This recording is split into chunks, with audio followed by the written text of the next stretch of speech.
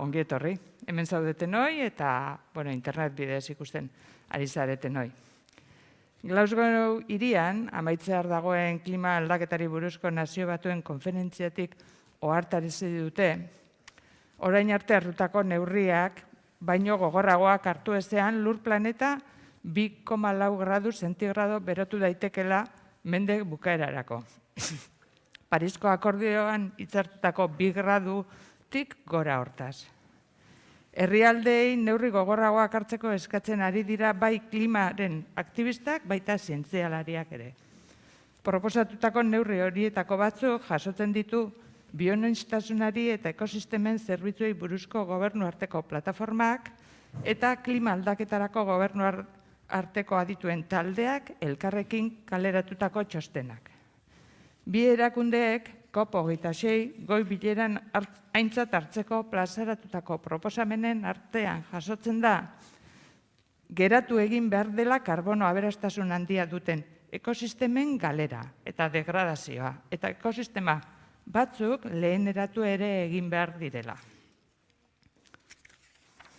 Izan ere, biodibertsitatean izaten ari diren aldaketek klimari eragiten diote. Aldaketa horiek nitrogenoaren, karbonoaren eta uraren zikloetan eragiten ari baitira. Gaur gurekin dugun islaria Arturo Elosegi leheneratu ondoren egoera naturala berreskuratu duen gune bati buruz hitz egitera dator, artikutzari buruz hain zuzen. Biologian doktorea da Arturo Elosegi eta Euskal Herriko Unibertsitateko ekologia katedraduna. Irakasle eta ikertzaile Euskal Herriko Unibertsitateko Zientzia eta Teknologia Fakultatean, ibaien ekologia ikertzen du.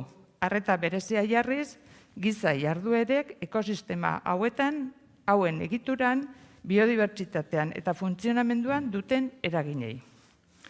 Honela, baso jarduerak, kutsadurak, urtegien eraikuntzak edo zentral hidroelektrikoek duten eragina aztertu du. Euskal Herrian zein mundu osoko beste hainbat lekutan. 15 liburu, 40 gora liburu atal eta 100 gora ikerketa artikulu idatzi ditu. 80 aldizkari zientifikoetarako artikuluak epaitu ditu eta 12 bat herrialdeentzat aritu da ikerketa proiektuak epaitzen. Ingurumen kudeatzaileekin elkarlanean aritzen da ekosistema naturalak baloratzeko metodoak definitzen. Kudeaketa planak aztertzen edo errestaurazio proiektuak diseinatzen eta jarraitzen. Naturzaintzako kide da eta Aiako Harriko zein Balderejoko naturparkeetako patronatuko kide. Donostiako jasangarritasun foroa Euskal Herriko Unibertsitateko Uda ikastaroak fundazioak sortutako ekimena da. Fundación BBVA, Donostiako Udala, Eusko Jaurlaritzako Ekonomiaren garapena, jasangarritasuna eta ingurumen saila, Jobe eta Gipuzkoako Foru Aldundiaren ingurumen eta obra hidraulikoetako departamentuaren laguntzarekin. Foroak helburua du iraunkortasunaren disiplinarteko tratamendua ematea ingurumenaren, gizartearen eta ekonomiaren ikuspegitik. Helburu horrekin gaur aurkezten du Arturo Elosegik artikutza Donostiako iraunkortasunerako elementua izeneko hitzaldia. Besterik gabe, Arturo, nahi duzunean, zurea da hitza.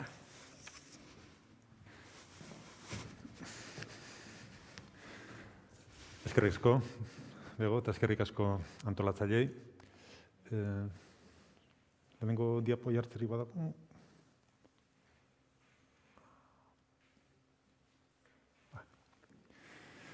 Aipatu duen bezala, artikutzak Donostiaren etorkizunerako, iraunkortasunerako daukan garrantzia aipatu nahiko nuke.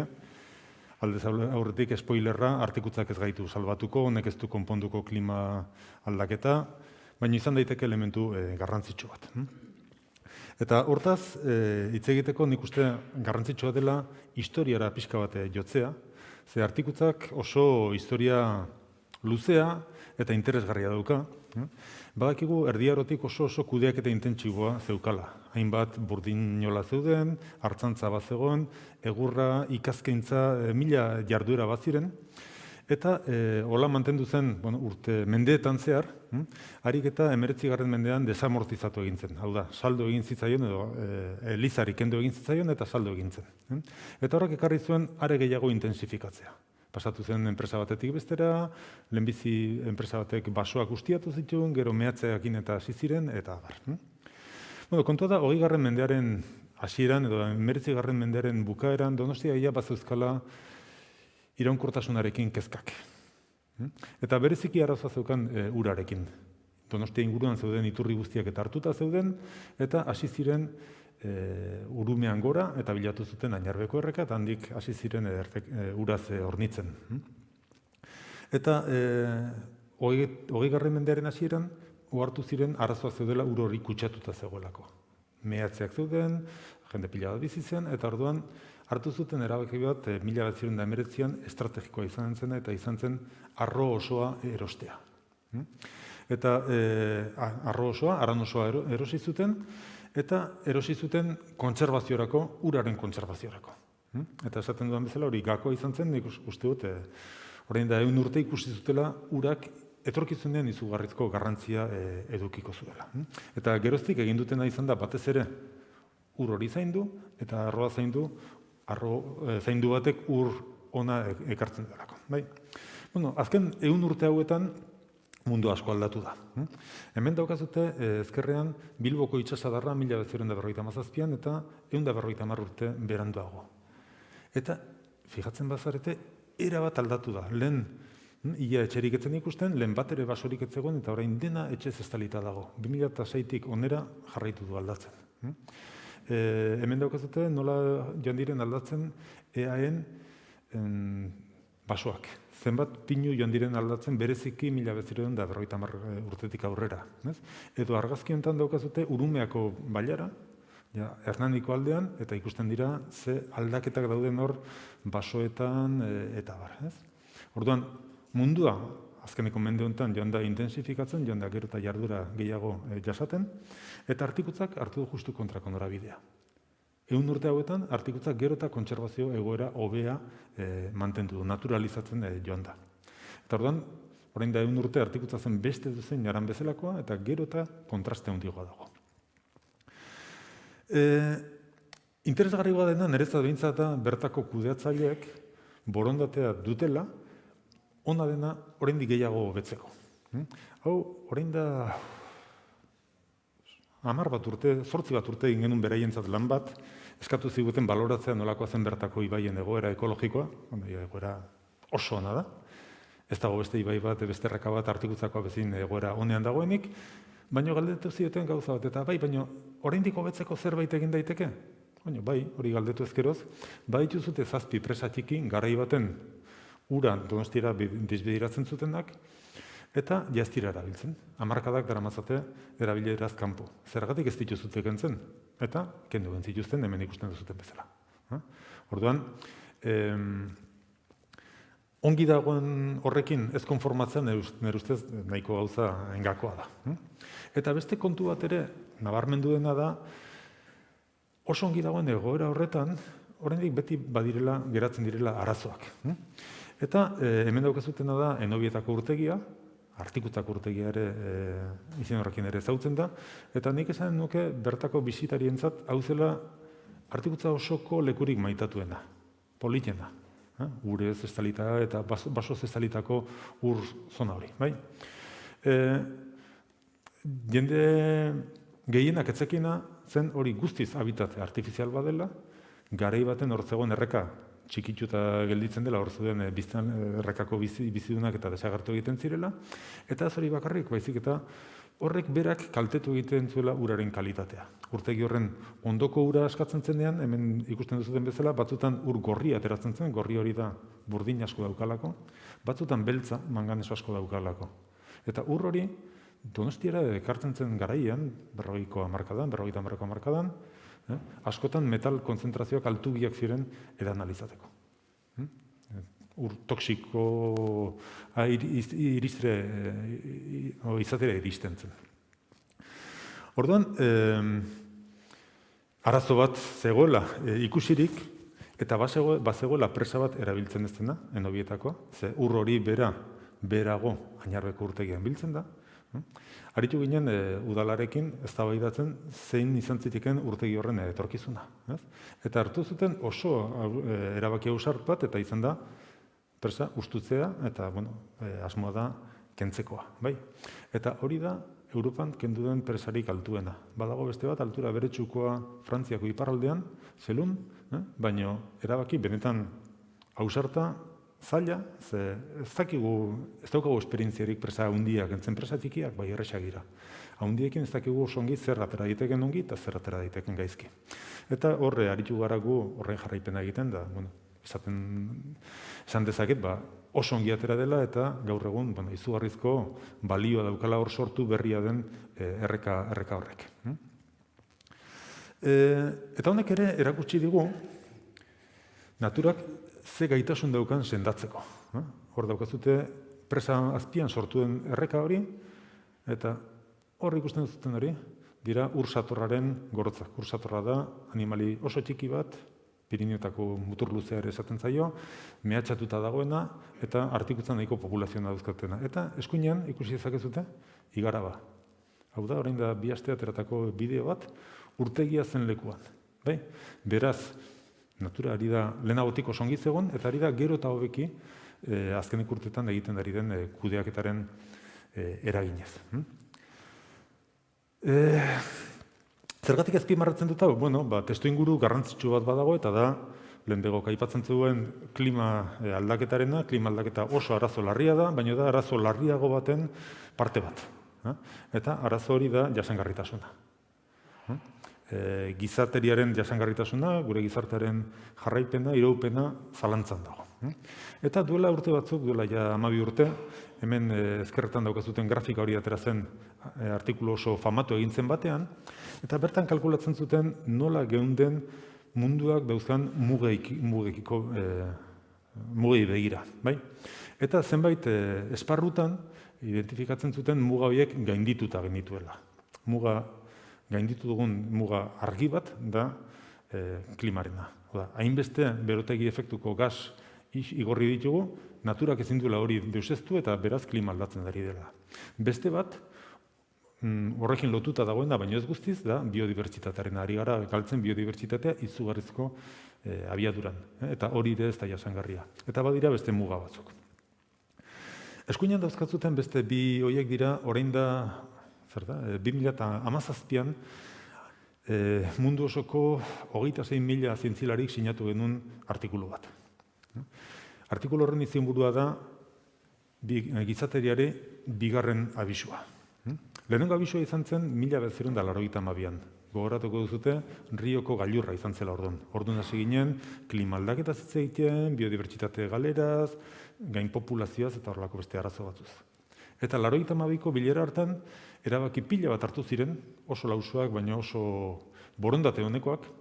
Eta orduan artikulu honetan begiratzen zen 25 urte pasata, 2017an, zer izan da erabaki horietaz, zer egin dugu. Eta ondorioa zen, gauza bakarra hobetu zela, eta zen ozono geruzaren zulua. Hori bai, 82an arazo handia zen, 2017ako konpondusia zegoen. Beste guztietan, gaizki goaz. Eta gaizki goaz, ingurumen degradazio, ingurumen amildegi batera goaz, abiadura bizian eta gero eta denbora gutxiago daukagu erantzuteko. Eta amildegi hori zein da? Klima larrialdia, biodibertsitate galera, eta erosioak eta horrelako beste ingurumen arazo pila badauzkagu, denak elkarrekin lotuta daudenak. Azkenean, gizartearen martxa bera baita aldatu behar duguna. Orduan, testuinguru hortan, artikutzak badauka garrantzia gutxienez 3 esparrutan. Batetik ura, noski. Beste batetik biodibertsitatea eta 3. klima. Eta pixka bat, hortaz hitz egin nahiko nuke. Gero, solasaldirako edo pixka bat berotzeko. Azkenek urtetan batek baino gehiagot galdetu dit, artikutzak zertarako balio duen gaur egun, ze Añarbeko urtegia daukagu beherago. Eta erantzuna da, duela 100 urte baliozun gauza bererako, bider 40 edo bider 50 edo ez dakitzen bat gatik, ez? Zergatik, hemen daukazute Artikutzako mapa, hor eskuinean ikuste duzute Enobietako urtegia, eta ezkerrekoa da Añarbeko urtegia. Baina Añarbeko urtegiak biltzen duen ura Artikutzatik dator. Uraren 80% jarraitzen du izaten Artikutzakoa. Beraz, ur hori oraindik da Gipuzko erdiak ez Donostia, baizik eta Gipuzko erdiak edaten duena. Kalitateko ura nahi baldin badugu, kalitateko basoak eta beharko ditugu. Baina ura mantendu nahi horrekin, lortu duguna da gainera izugarrizko leku biodibertsoa izatea. Lortu dugu gainera aisialdiarako leku zoragarria, orain perretxiko garaietan eta jende askok disfrutatzen du, eta gero aipatuko dugun bezala hauek elementu garrantzitsuak dira jasangarritasunerako. Ura, hain naiz, behin eta berriz aipatzen, uraren aitzakian erosi baitzen Artikutza, hemen daukazute Añarbeko urtegia, eta ura beti izan da baliagaikoa eta etorkizunean gero eta gehiago izan da. Ze populazioa gora doa, gure kontsumoa gora doa, eta ura mugatua da. Klima aldatzen den denean, gainera badakigu emariak murrizten ari direla, badakigu gero eta jasa gogorragoak eta agorraldi luzeagoak izanen ditugula, eta horrek uraren kudeaketa nabarmen zailtzen du. Orduan, uraren ikuspuntutik lortu beharko genukeena da Artikutzako eredua Añarbeko arro osora zabaltzea. Horri ikusten zuten urtegiaren ezkerreko parte hortan, horiek dira Errenteria eta Bihartzungo mendiak. Eta eskuinekoan dira Goizuetakoak. Eta atzeko partean daude Donostiakoak, Artikutzakoak. Zergatik ez, eredu bera denera aplikatu. Ja, Donostiak eta Errenteriak beko mendietan, Añarbeko mendietan baso erreserba bat izendatu dute, eta baso erreserba horren helburua da kontserbaziorako basoa edukitzea. Zergatik ez dugu beste guztia, hor ikusten dituzuten pinudiak eta zergatik ez dugu dena eramaten kontserbaziora, ur hori mantentzeko. Eta ez da bakarrik kontserbazioa baizik eta lehen esaten dizuen bezala, ona dena oraindik hobetzeak are gehiago laguntzen du. Gu horko erreka horietan, Añarbekoetan, ibili ginen orain da urte batzuk, esperimentu berezi bat egiten. Enborrak bota genituen erreketara, erreka hauek gehiago naturalizatzeko. Erreka naturaletan, baso naturaletan enbor asko izaten da, ze zuhaitzak naturala da hiltzea eta erortzea, ez zerrategi baten bukatzea, eta erreketan ere tarteka, enborrak erortzen dira, eta guk demostratu genuen horiek oso onak zirela arrainentzat, biodibertsitatearentzat, baino baita ere urtegiarentzat oso onak zirela. Ze enbor horiek atxikitzen dute sedimentua, hondarra eta bar, enbor horiek kentzen baldin baitugu urtegira doa eta urtegian sedimentu gehiago eta ur gutxiago kabitzen zaigu. Orduan, ahalik eta kalitate honarekin mantentzea Añarbe osoko arroa oso garrantzitsua litzateke Donostiaren etorkizunerako, edo Gipuzkoaren etorkizunerako. Biodibertsitatea ikaragarria da Artikutzan, eta Artikutza da batetik biodibertsitatearen gordailu, hainbat espezie hor bakarrik mantendu dira urte askotan, baina gero bihurtu da biodibertsitatearen iturri.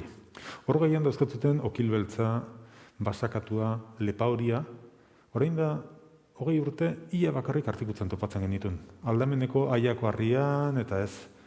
Eta gaur egun ja asko zabaltzen ari dira horri esker.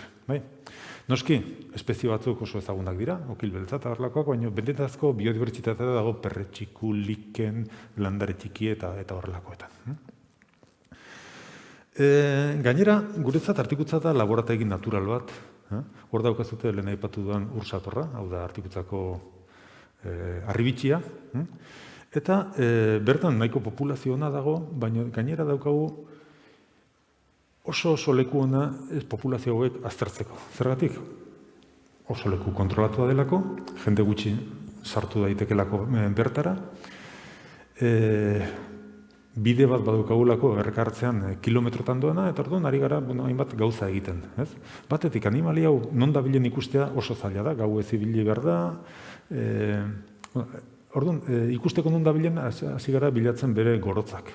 Eta gorotza bilatzea ere egia esaten dizut oso zaila da, asmatu dugu hemen daukazuten, goiko argazki hortan daukazuten komun batzu jartzen dizkiogu, eta baldin badabil, komun horietan egiten du kaka. eta gortzak topatzen ditugu eta ikusten dugu nondik nora dabilen. Orain ari gara, hemen beheko ezkerreko argazkian ikusten duzuten hortan, ari gara kamera berezi batzuk erabiltzen, bitxo hau gauez grabatzeko. Eta beheko erdiko argazkian daukazute, antena batzuk jarri ditugu, bitxo hauek markatu eta autopistan kotxeak pit egiten duen bezala eta pasatzen den bezala, erregistratzeko. Hor eskuinean ikusten duzute bitako bat, komuno bitako batean. Bueno, horrek ematen digu gaitasuna, informazio berri pila bat lortzeko, eta behingoz, erabaki alizateko, zer raio egin behar duen animalioarekin, ze gainbera dago eta ez dakigu zergatik. Orduan, inkognita asko dauzkagu bakarrik ikerketa sakon eta jarraitu batekin edo konpondu daitezkeetak. Beste gauza bat niretzat garrantzitsua dena, da artikutzak irakatsi egiten digula. Gauza askotarako erreferentziazko sistema bat bezala funtzionatzen du. Europarra gara guztiak hemen, eta Europarrak ohituta gaude guztiz eraldatutako ingurumen batera. Erromatarren garaitik gutxienez, guztiz artifizialdutako leku baten bizi gara. Ez dakigu nolako diren baso naturalak, ez dakigu nolako diren erreka naturalak, ez dakigu horrelakorik. Eta, esate baterako guk desente ikertu dugu lehen aipatu dizuet, enborrilak erreketan, hor dauzkatute artikulutzan berez sortu diren horrelako presak. Orduan, hori da naturala. Zuen herriko errekan hori ez duzute ikusiko, beraz, hori galtzen da eta horrek garrantzia handia dauka arrainentzat eta bestein bat izakirentzat. Hortaz, niretzat artikutza da oso lekuena eramateko ingurumen teknikariak, eramateko basozainak, eramateko biologiako ikasleak edo beste dozein ikasteko nolakoa den baso natural bat, nolakoa den erreka natural bat, nolako izan beharko lukeen. Eta gero, horrek balio digu gainera, beste lekutan ikusteko ze punturaino gauden egoera honean edo ezain honean.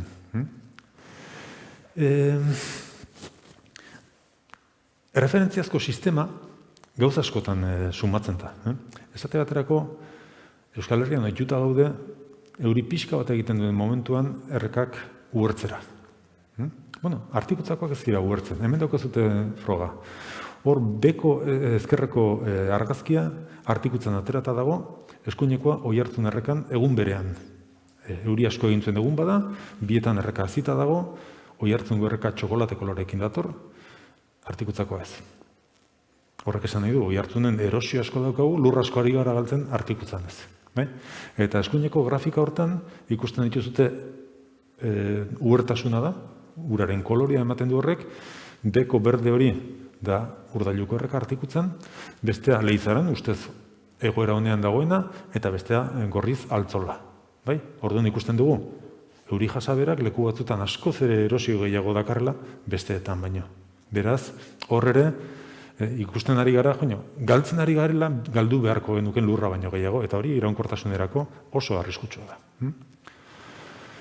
Klimaldeketari lotuta, batetik artikutza karbono gordailu oso garrantzitsua da, dauzkagun zuhaitz guztiak, hildako egurra, daukagun humusa eta bar.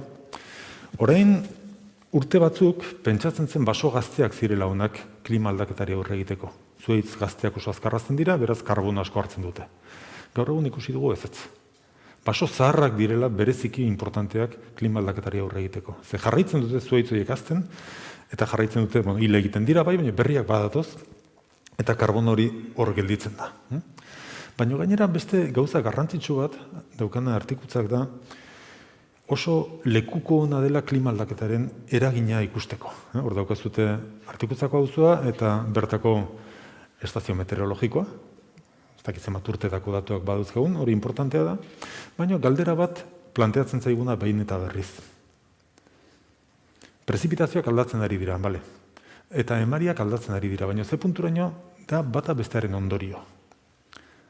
Adibidez, Ebro ibaiak azkeneko 80 urtetan erdira murriztu da bere emaria. Baina prezipitazioak ez dira erdira murriztu. Ze gertatu da?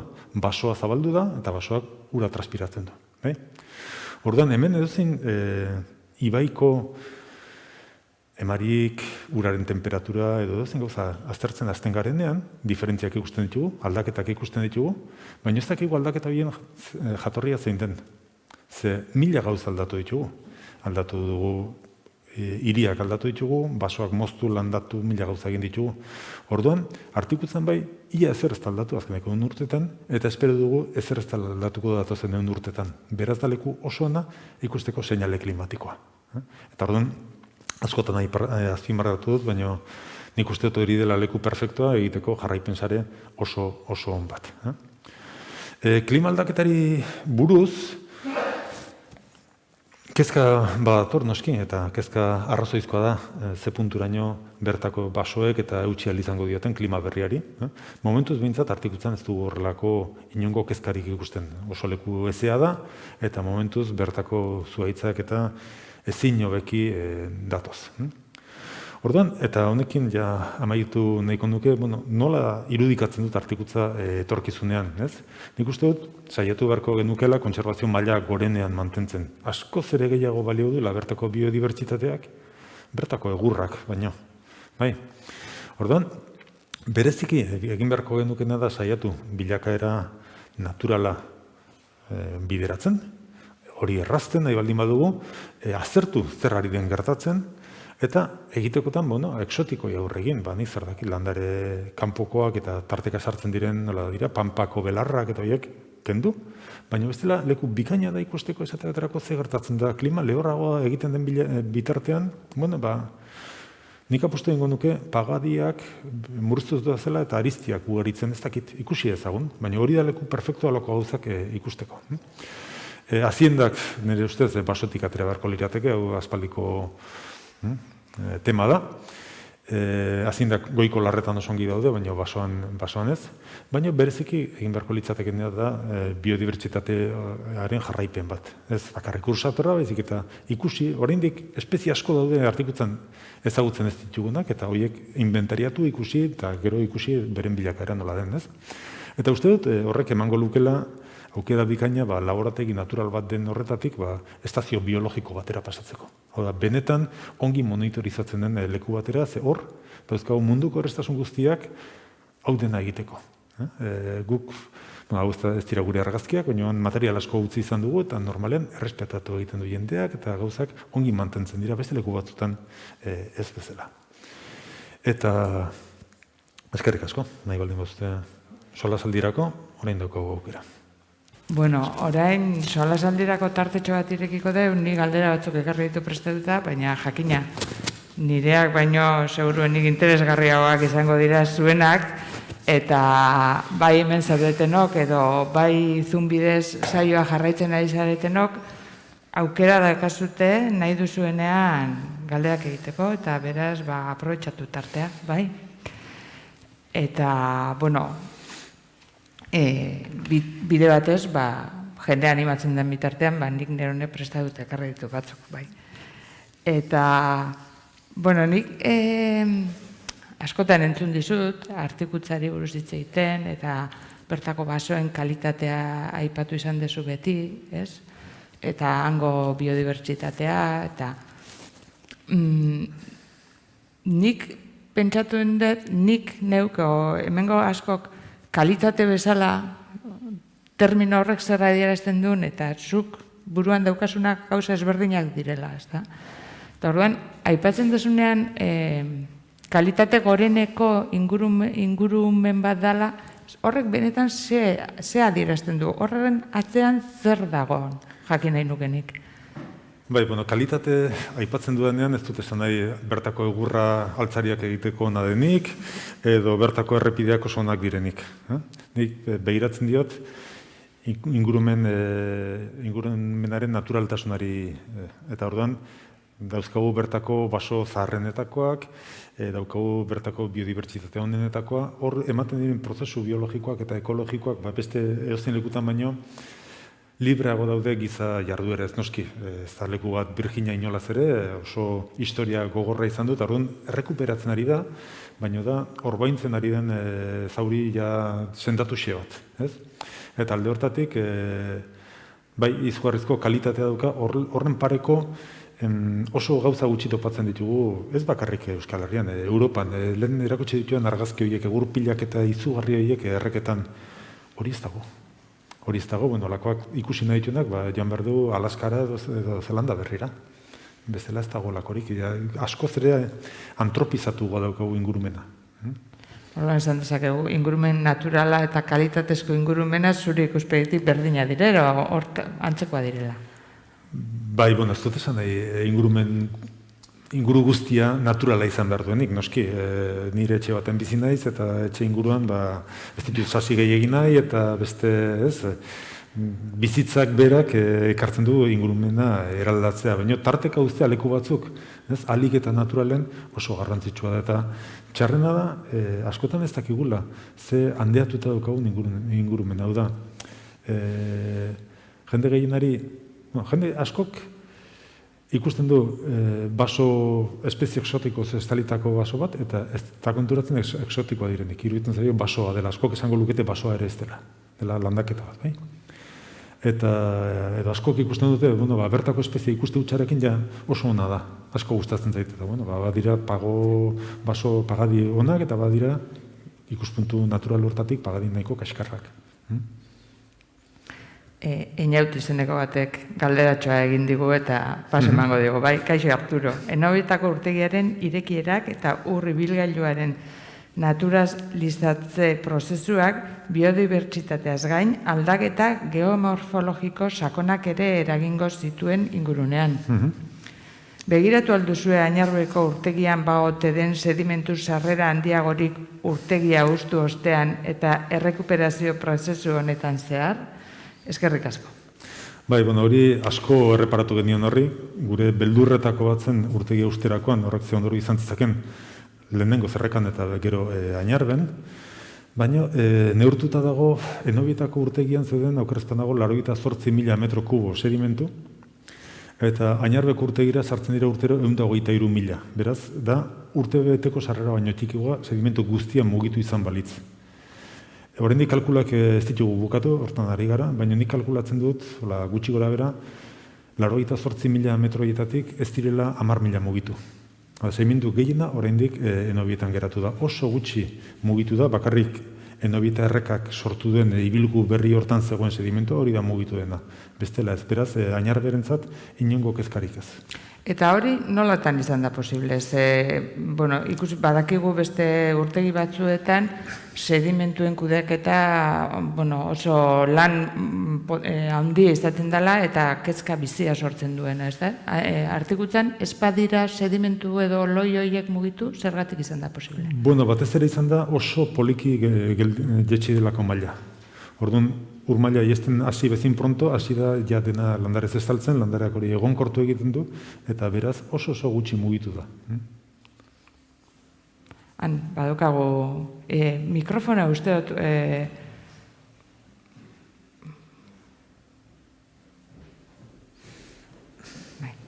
Hemen, aurrekaldean. Buenas tardes, Arturo. El martes pasado estuve precisamente en la presa, ¿no? Y pudimos andar por el antiguo embalse, etcétera, etcétera. Vimos algunos animales, caballos de los empleados de allá, no sé por qué, y también ovejas. Bueno, pues será normal, o como has dicho antes que se va a intentar evitar que no haya animales, pues sin embargo los vimos.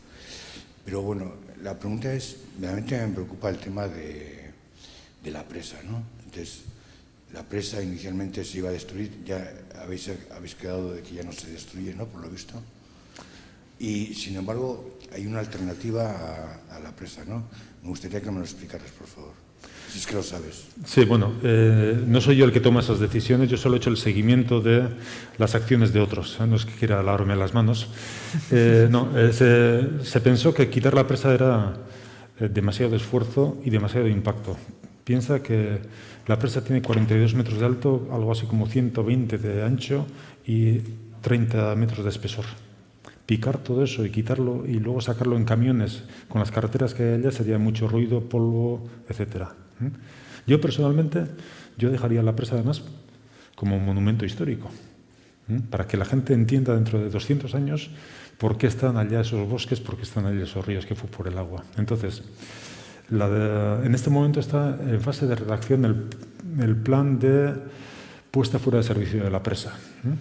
Y por lo que hemos estado hablando, se barajan algunas posibilidades, pero una de ellas es abrir una escotadura, una zanja desde arriba hasta abajo, de forma que, sería una escotadura, todavía no están hechos los cálculos, son cosas que además de las cuales yo no sé, pero podría ser como de 6 metros de ancho desde arriba hasta abajo. Y entonces eso permitiría el desagüe de la presa sin ningún problema y se mantendría la presa pues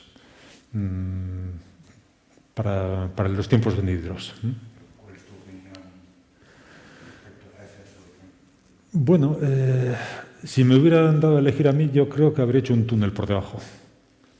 Pero tampoco, igual, o sea, yo creo que lo primero tiene que ser una opinión técnica de ingeniería. Hay soluciones que son más estables que otras, de eso yo no sé nada. Entonces, lo importante es que pueda desaguar el agua, pero si te fijas en el puente del pueblo de Articutza, ese puente nunca se ha inundado. O sea, que desagua suficiente. Esa es la sección necesaria para que desagüe la presa. Dale un poquito más por margen de seguridad. Y con eso ya, vale, podría ser un túnel, una escotadura, lo que sea. Pero ahí ya los ingenieros son los que saben qué es estable y qué no.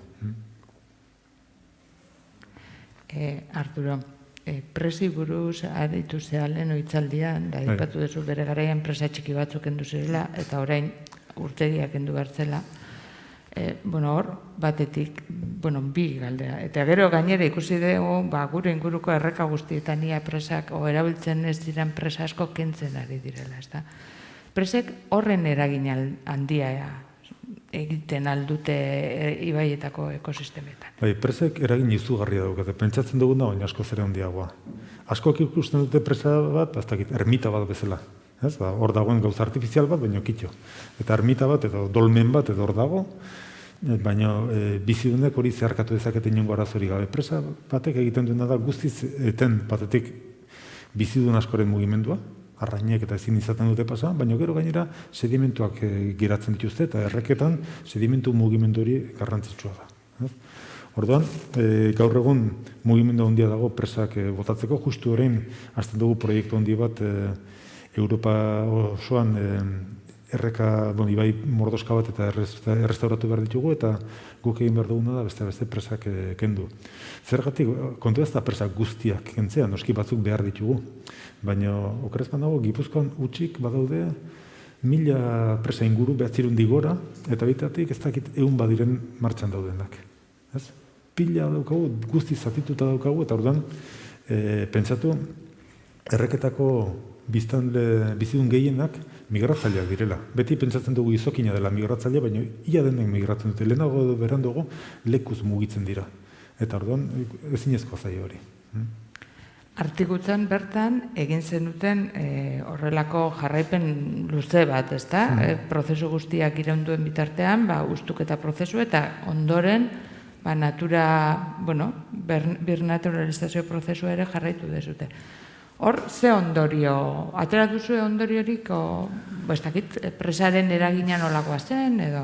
Bai, ondorioa. Lehenengo ondorioa da presa martxan zehonen, pentsatzen genuen da, baina kalte gehiago egiten zuela. Hasi ginen ikusten, esateatrako justu presazpian, bertako komunitateak nahiko pohorretuta zeudela, eta hori zen lehenago ikertu, eta justu entarako hasi ginen ikertzen, ez? Bigarren ondorio izan da, ustuketa hain poliki egin izanak, izan litezken kalteak saiestu egin ditula. Egon ginen momenture baten pentsatzen igual hortik aterako den lokatzak, dena txikituko du erreka, Artikutzako auzo buelta hortan da, ez da horrelako hori gertatu. Hemen errekak oso dinamikoak dira, euria egiten duenean asko mugitzen dira, eta orduan lokatza eta segituen ere ematen dute. Eta hirugarrena da, berreskuratu dela, orain presapean dauzkagu beste edozein erreka presari gabekotan dauzkagun ornogabeak, arrainak, eta oso azkar etorri da dena bere ondera. Beraz, zorionak, lan hori egin duten naiz, benetan ongi egin da dago. Ikertu dituzuen parametroen artean, badago bat, gasak direla, ez da?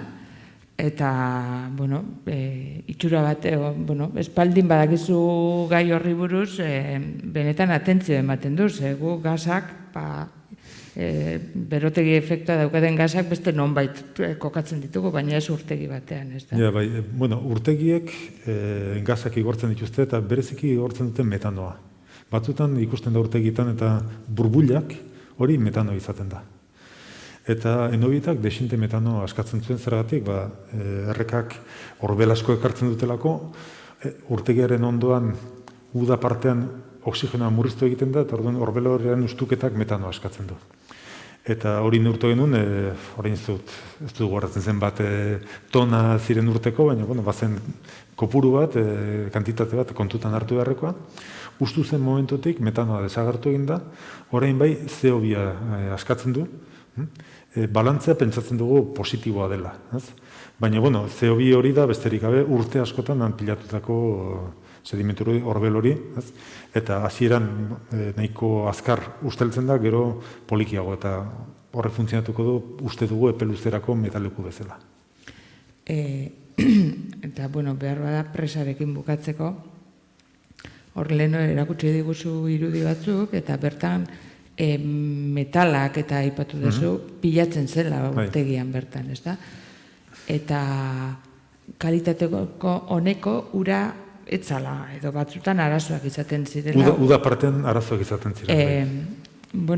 Eta logikaz, logika handi gabe behar bada, baina lakuetara jute zain niri burua, ez da? Eta esatet, presentan arazori badaukagu, lakutan ere ala izangoa? Lakuak eta presak oso desberdinak dira. Itxura oso antzeko daukate, baina bi diferentzi badaude garrantzitsuk. Lakuetan emaria beti mantendu egiten da. Eta urtegiak hilo eta hietxe egiten dira, eraikitzen ditugu hain zuzen hortarako. Eta bigarrena da, lakuetan beti gainazaleko ura askatzen da. Presetan normalean ondokoa. Eta ondoan izaten dira oksigeno eskasiak, eta horrek askatzen du, horrek egiten du, disolbatzen ditu metalak. Orduan, ondoko ura ateratzen denean dauzkagu metal arazoak, azalekoarekin ez. Eta laku baten hori elitzateke gertatuko. Norbaitek nahi du zerbait esan? Ez? Eta urari buruz aipatzen, genbiltzala, aritu gea, eta aipatu diguzu hasieran uraren kalitatea babesteko basoari begiratu ziola Donostiko udalak, eta hain zuzen ere, proposatu duzu behar bada, eredu hori ere jarraitu beharko litzatekela Añarben, ez da? Basoa babestea. Baina basoak badauzka, batetik, nik galdetu nahi dizut, ia hori posible ikusten duzun, igual Donostinko indutik aratago edo, eta basoak jabe pribatuak ere izate ditu, ez da? Hor, jabeak, ez dakit, jendeak basoa o mendia beste erabilera batzutarako ere erabili izan ditu. Bai, posible, nik dudik gabe ikusten dut, baietz, lehen esan dako batik, ze artikutzak 4.000 hektarea dauzka, eta Añarbek 6.000, beraz 2.000 hektarea geratzen zaizkiko, ez? Eta Añarbeko 2.000 hektaroietatik 1.000 babestuta daude Añarbeko baso erreserban. Eta besteak dira Oiartzungoak batzuk, eta Oiartzunek ere nahiko ikuspuntu kontserbazionista dauka, eta gero Goizuetakoak eta Goizuetak lehen zeuzkan pinudiak, eta orain ja bertako basora pasatu du, ze pinuak oso gaizki funtzionatu du. Añarbeko urtegian, Añarbeko urtegian, Aiako Harriko Parke Naturalean, garai baten kalkulatu genuen, bertako basoek ematen zutela, ez dakitzen batzen, egurretan, zuretan, eta 300 aldiz diru gehiago ematen zutela uretan. Urak askoz ere gehiago balio du hor, egurrak baino. Eta orduan, nire planteamendua da konforme, zuk jabe pribatu baldin bazara, eta hemen baldin badukezu baso bat, nik uste dut, Añarbeko mankomunitatek, eta ez dakit oso nork, ordaindu beharko lehizukela, bermatzen ari zaren horrengatik baldin eta baso hori, guk eskatzen dugun parametrokin kudeatzen baldin baduzu, eta horrek emango lizuke, pinudi batek edo eukalipto baso batek, baina desente diru gehiago. Basoi buruzari garela, zuk basoa, guk, eta gainal leheno aipatu dezu, behar bada emaria basoak, ez dakit, basoak, landaketak zehitze erabili behar den, zabaldu egin direlako, ez da? Basoa, zer da? Zuaitzez estalitako eremu bat, basoa da, Edo... Ez naiz eztabaida hortan sartuko. Batzurentzat oso importante da, bereiztea basoak eta landaketak. Beste batzuentzat zuhaitzez estalitako edozein gauza baso da. Zuk esan ze modutan erabiltzen nahi zuen eta hortik aurrera elkar lertuko dugu. Ni prest nago batean zein bestean erabiltzeko. Lehen esan dudana da, zuhaitzek ur asko transpiratzen dutela, eta orduan zuhaiztiak, behitu baso nahizun moduko zuhaiztiak edatuala, ikusten da beti urak emariak behera egiten duela. Hori oso nabarmena da munduko leku guztitan. Hor bi kontu badaude batetik, klimaren arabera, eragin hori handiagoa da edo txikiagoa da, esate baterako Mediterranean euri gutxi eta bero asko egiten duela, lurrunketa oso garrantzitsua da, eta orduan emaria berakada nabarmenagoa da, eta bestetik baso guztiek ere ez dute berdin funtzionatzen. Orain hemen hainbeste zabaltzen ari diren eukaliptuak, esate baterako, daukate pinudiek eta bertako basoek baino eragin kaltegarriagoa emarietan. Orduan, nik esango nuke, artikutzaren kasuan, basoak ez daukala garrantzirik emarian. Hainbeste euri egiten du, hain leku euritsua da, basoak zerbait murrizten du, noski emaria, baina alare emaria oso handia da, Añarbeko urtegiak ura sobra dauka, kantitatea ez da kezkagarri momentuz, kalitatea izan daiteke, eta orduan, kalitate hobekuntza horrek garrantzi gehiago daukala kantitatean izan liteken berakpenak baina. Eta gero, hor, artikutzari buruzari garela, eta bertako biodibertsitateen ikurra, bezala, mutur luzea o ursatorra, ez da, badaukagu, ez da. Eta, hor, ikerketarako, aipatu diguzu, komun moduko batzuk ere egin dituzuela, eta beste trampak ere badituzue. Atentzio ematen dit, oso ez dira teknologia handiko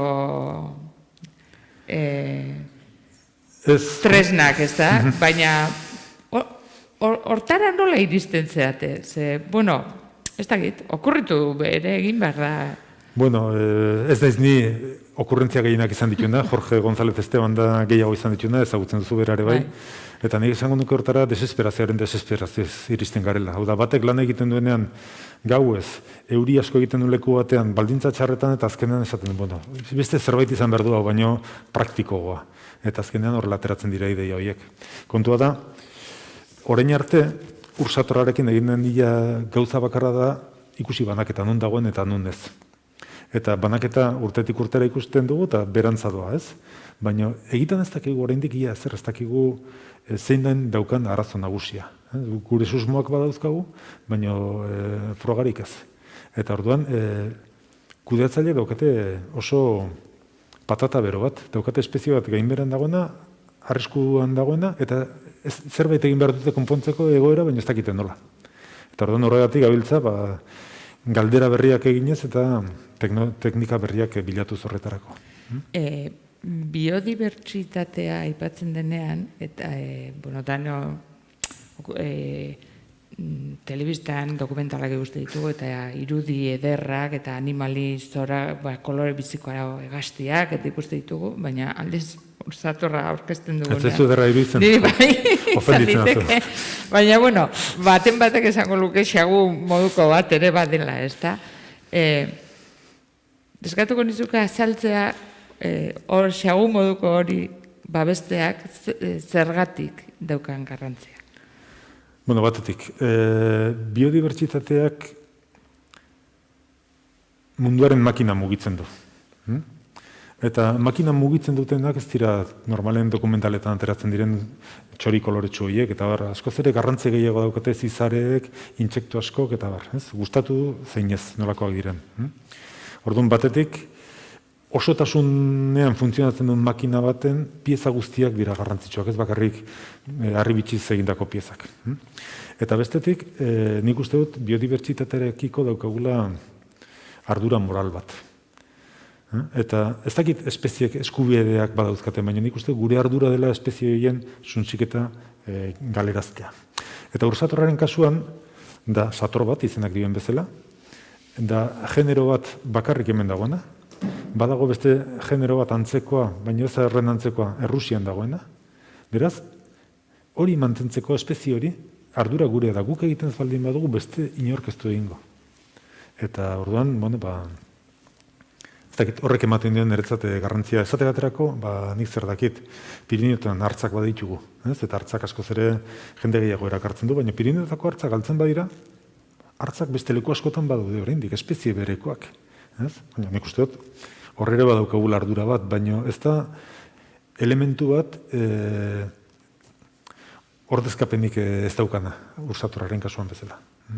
Baina ursatorra artikutzatik kanpo ere badago. Bai, ursatorra dago Pirineoko iparralde osoan, Frantziako Pirineoan, hegoaldean Pirineoetan 2 edo 3 lekutan nahiko gutxi, eta gero garai baten iristen zen Portugaleraino, Iberiar penintsulako iparralde guztian bazegoen, baina populazioen 60% murriztu da azkeneko 40 urtetan, gainbera oso azkarra da, eta oraindik ez dakigu oso ongi zer egin. Ez dakizute ez den aipatu izan zean susmoak dauzkagu, baina oraindik ez daukagu informazioa eta kudeaketa erabaki garestiak hartzea susmo hutsekin bada pixka bat arriskutsua. Faunari buruz ari garela, uste dut urtegia ustu zenean, sorpresa, posgarri pare bat edo izan zenitula, ez da? Aipatuko diguzu, zeintzuk izan ziren? Bi gauza atera ziren batetik, justu usten ari zela, atera ziren aingira bat edo beste. Nik ez ditut ikusi bertako ikusi zituzten. Eta orduan ez dakigu aingira horiek 80 urte zeuzkaten, eta urtegian bizi ziren orain da 80 urte, edo bestela nola arraio iritsi ziren ara. Eta gero agertu zen ur muskulu bat, da horrelako muskulu baten antzekoa, garai baten baziren hemengo ibai desenteetan, eta gainera oso preziatuak ziren, ze perlak ematen zituzten. Eta bat agertu zen, bertako mutiko batek topatu zen, eta ekarri zigon, eta orduan ikasi genuen, orain Añarbek urtedigea dagoen lekuan, garai baten izan zela horren populazio bat, eta arrantzale zaharrek eta ezagutzen zutela. Hori ez dakigu nola, horiek migratzen dute, beren larbak migratzen dute arrainen eskatetan lotuta, eta orduan seguraski, hoitzen arrain bat, Añarbetik goraino iritsi zena, presa egin aurretik, hau da, oin da 80 urte, eta antzegoen. Eta, leno, aipatu duzu, uhertasuna ere aipatu duzu, eta hango errekak, egoera honean daudela eta ez dutela uhertasunik izaten. Oso gutxi. Eta gainerakoak, bai. Horren arrazoia, basoa ondo dagoela, edo, ez dakit, beste erreketan ere baso zingura dut esaten dira, ba? Bai, baina gauza bada zuhaitz zingura, estalita egotea, baina artikutzan ez da bakarrik zuhaitzak, zuhaitzak ez dira mozten, ez dago ia pistarik. Beste lekutan, zuhaitzak oso maiz mozten ditugu, eta pistaz josten ditugu basoak, mendiak, egur hori ateratzeko. Eta ez da hori bakarrik, gero erosio iturri handia daude, errepide ezpondatan, nekazal lurretan, beste leku askotan ez, obra publiko asko egiten den lekutan, ez dakit, abiadura handiko trena egiten ari direla orain hainbat lekutan, ikusten da erreka horiek edo ibai horiek askoz gehiago uhartzen direla besteak baino. Eta uhertasuna da, iruditzen zaigu gauza, berezkoa, naturala dela, baina uhertasuna oso handituta daukagu ibai guztietan, eta da inpaktu oso handi bat, esate baterako arrainentzat oso kaltegarria da bere zakatzak eta hondatzen dituelako, eta bar. Hau da, estatu batuetan kontsideratuta dago kutsatzaile, ez dakit, kaltegarrina edo ohikoena olako zerbait, eta bai, kutsatzailea bada uhertasuna. Ez dakit, nik galdera gehiago handa. Enobietako, entzuten ez da? Enobietako presai buruz, uharkai buruz. Hor, enobietako presak edo uharkak 50 urte ditu gutxura bezala, 60? Ez, gehiago. 47an egintzen. Hortik ora, ursatorrik topatu galda, eta topatu balin bada genetikoki nola iraundu du, halako poblazio txiki bateko idan, galdera. Hortik gora, enobietako presa inda zegoela 80ko hamarkadan ikusi intzen ursator bat enobietako buztanean. Han pistak zeharkatzen duen leku hortan. Geroztik urte askotan saiatu ginen bilatzen, Jorge hau saiatu zen bilatzen, eta ez zegoen. Eta presa usten hasita azaldu zen bat. Eta orain denean badago. Azaldu zen bat hori ez dakigu etorri ote zen lesakatik, ze ursatorra errekaz mugitzen da batez ere, baina badaki errekatik kanpo ibiltzen ere bai. Eta tarteka badakigu mendilepoak eta pasatzen dituela. Orduan, gertatzen da mugitzen baldin bada ere oso aldizka egiten duen zerbait dela, eta orduan pentsatu, nebietako errekan urtegitik gora, ez dakitzen bat, zeluzera izan dezaken horrek, baina hor kabituko ziren 6-8 ursator. Ez? 40 urtetan denak elkarren lehengusuk. Eta orduan, arazo genetikoak segituen etortzen zezkia. Ez? Eta orduan, populazio handiago baten barrena mugitu alizatea oso garrantzitsua da. Orduan, momentu honetan badaude, genetikoki, oraindik ez gara gai esateko, uste dut badaudela jadatu batzuk esate dutenak, artikutzako populazio genetikoki erdi mailakoa dela, badaude populazioak dibertsitate genetiko gehiago daukatenak, eta badaude pobreagoak. Orduan, hor erdi mailan dago zergatik, oso isolatuta dagoelako, urumeako beste populazioetatik. Garai baten, orain da 40 urte urume osoan bat zegoen, gaur egun gelditzen da Goizutatik gora, Oilingo errekan eta Surako errekan, eta Artikutza Ainarbeko errekan. Orduan, horiek isolatuta daude. Eta pentsatzen dugu, oso importante dela, astean mugitzen batetik bestera. Bere gisa mugitu zaitezkenez, gertatzen dena da, Artikutzan esateaterako, populazioa daukagu. Populazio honek gazteak esportatzen dituzte, Erasmus. Bai? Eta gazte horiek azten dira leku berri bila, eta Artikutzan zer egiten dute? Errekan bera. Irezten dira ugaldeko presara, eta erabaki behar dute. Ia urik ez daraman erreka horretatik, edo hainbeste urte daraman kanal honetatik. Kanal hartzen dute, eta turbinatu egiten dira, turbinatan hiltzen dira. Gipuzkoan ikusi zen azkenek ursatorra, nik ikusi nuen Ainarbeko kanalean, hau da, 3. kanala, 3. presa dagoena, 2009an okerrezpan dago. Orduan, pentsatzen dugu, gauza bera, Goizutatik bera datozenak, presa horietan hiltzen direla, edo turbina horietan hiltzen direla. Ez direla lotzen bi populazioiek. Orduan nahiko genuke, hasi mugitzen batetik bestera. Baina hortarako, lehenbizi teknologia eduki behar dugu, jakiteko bitxoiek nun dauden. Ze lehen egiten genuen irrati igorgailu batzuk itxasten genien Bizkarrean, horren bateriak irauten du aste bete, 2 aste gehienez ere. 2 astez badakigu nun dagoen, gero ja ez. Eta orduan orain dauzkagun beste transponder magnetiko horiekin, horiek irauten dute bizi osorako. Orduan, oain hasi gaitezke ja gauzak egiten. Beste galdera.